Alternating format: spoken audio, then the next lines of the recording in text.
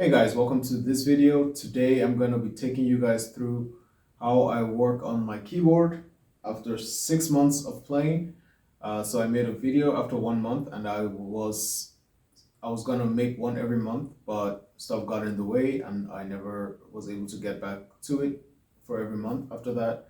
But it's been 6 months and I thought this would be a great time to share with you guys what I've learned and some tips and tricks on how you can make practicing a bit easier. So let's get started. So the first thing I want to encourage you guys to do is to pick a few scales that you're going to work on. So be that practicing the scale or practicing songs written in that key.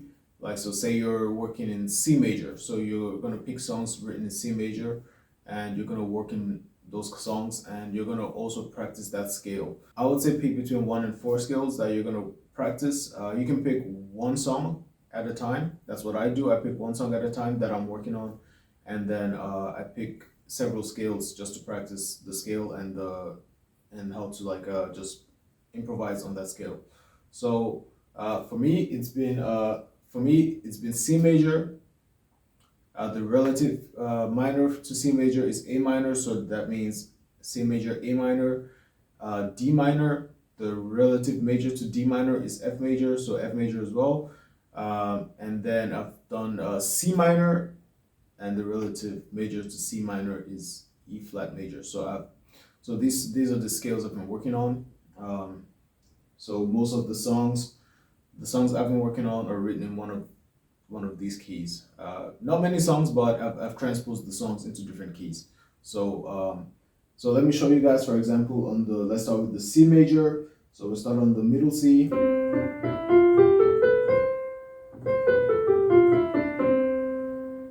And you don't have to be perfect every time. You just need to practice this repeatedly. I think this is helpful because it removes the distraction of all the other scales, all the other keys, and you can focus on certain keys and certain songs in those keys. And you can I'm not gonna say an expert in these keys, but you can be very good at these keys. And that means any song you learn, you can transpose to one of these keys. So that's the first thing. I'm gonna do C minor. That was my first tip, guys.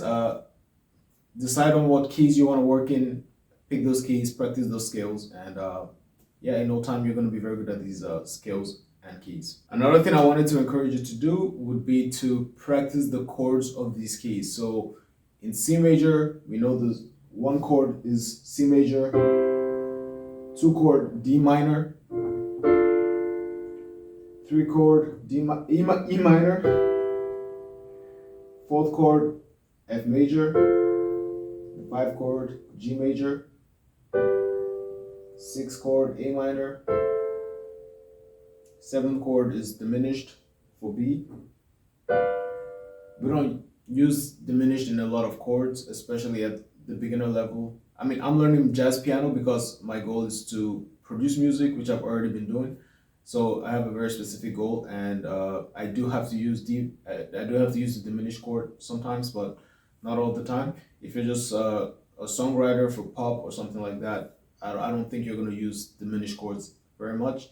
But we know the 7th chord of the major scale is the diminished chord. So let's do the same thing in C minor. So we start with C minor, and then we go to D diminished, E flat major, we go to F minor, G minor, A flat major, B flat major, and we're back to C minor. So for every scale or key you pick to work in, make sure you know the chords of that scale or key. The second tip for you guys is to encourage you to learn some sheet music. You don't have to spend too much time on this, but I feel like this is gonna help you a lot when you start to learn songs. Like, cause unless you're gonna memorize what notes you're gonna play, what chords, yeah, that makes it a lot harder than it should be. So I would invest some time every couple of days on just learning sheet music. Go look up some finger drills that are written in sheet music, so you can also just play simple stuff. So you just kind of know like what note is where. I'm still struggling with the bass clef, but the treble clef is quite easy because that was the one I started with. So focus on one at a time. So start with the treble, so you can play melodies, and then add the bass clef, so you can play chords on the bass part of the guitar. So the third tip I have for you guys is to find 3 to 5 drills that you're gonna do very often. So this is to kind of make it easier for you to play. So if you already know like 3 to 5 drills that you've been working on, you can just go to the keyboard and just practice those, or piano, whatever.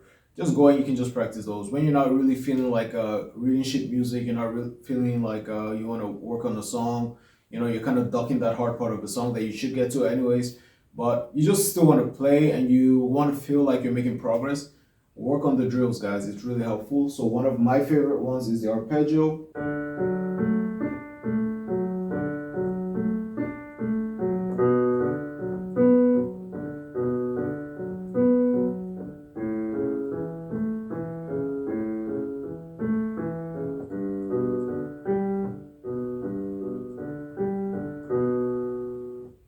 That's one of my favorites. I'm gonna share with you guys some of my other very helpful drills that I like to work on. So I like to work on inversions, and what that means is essentially I'm gonna play the 3 different inversions for like a chord. So playing on the C minor, we're gonna start with the root position, go to first inversion, and go to second inversion, and then reverse it.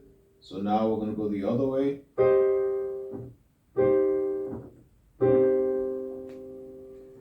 Very simple, guys, just very helpful. The other one I like to work on is playing the bass notes.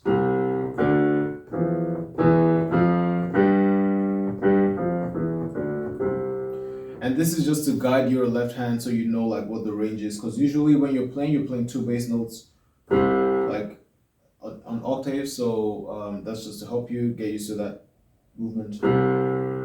The other drill I like to work on is to play the chord progression of a song. So one of the songs I'm working on, Funny Valentine. So I'll just start and I'll just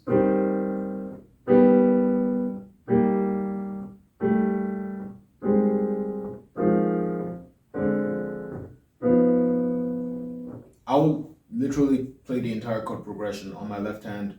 On my right hand, then I'll play the melody separately. So this is a drill. The song, because I've been working on it for such a long time, so it's very easy for me to know. It's no longer a chore. It's kind of like just a drill now because I've been practicing it for maybe 2 months on and off. I don't practice it all the time, but that's the one song I've really worked on, and I kind of like know the chord progression. I didn't intentionally memorize it, but I kind of know where it goes. So that's one way. And the last tip for you guys, pick one song at a time to work on. Don't jump between songs. Once you've got fairly comfortable with that one song, you can switch to another song. So I'm on my 3rd song, but like I said, I'm not trying to be a classical player. I'm not trying to, I'm learning keyboard or piano. I'm learning the keyboard to produce my own music. So I want to be able to experiment, come up with melodies, experiment, come up with chord progressions. So for me, the concepts are more important than actually learning full songs because I don't really need to play full songs. Eventually, this would be something I would develop over time anyways. But I just find like that's not really my goal. So, but I still have one song at a time I'm working on.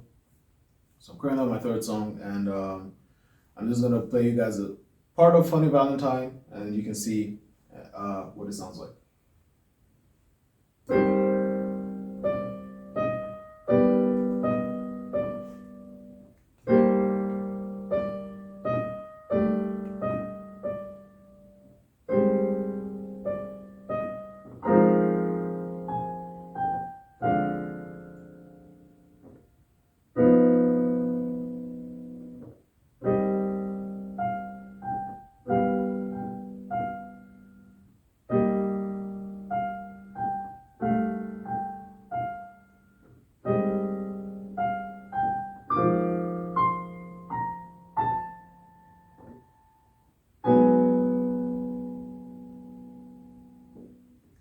Please like, please subscribe. Let me know if this was helpful to you.